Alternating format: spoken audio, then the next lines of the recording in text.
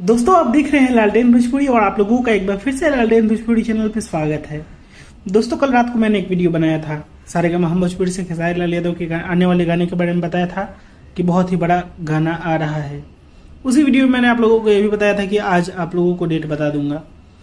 तो दोस्तों आप लोगों को बता दें कि इस बार खेसारी लाल यादव का भोजपुरी प्लस बंगाली रिमिक्स गाना आ रहा है और जिसका लॉन्च इवेंट रखा गया है कोलकाता में, और इस गाना को रिलीज किया जाएगा दुर्गा पूजा के बाद। तारीख कितना तारीख को गेस करिए। आज कौन सा माता का दिन है? कल तृतीया था, आज चतुर्थी है, यानी कि चौथा दिन। यानी कि दोस्तों खेसारी लाल यादव के गाना को भी 4 तारीख को आप लोगों के बीच रिलीज किया जाएगा सारेगामा हम भोजपुरी से। तैयारी बहुत ही बेजोर है, आप लोग तैयार रहिएगा, बहुत ही बड़ा गाना है। और इससे ज़्यादा मैं कुछ डिटेल बताऊंगा नहीं।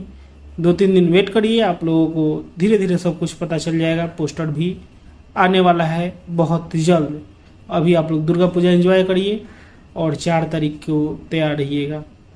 तो बस इस वीडियो में इतना ही, यही आप लोगों के लिए अपडेट था।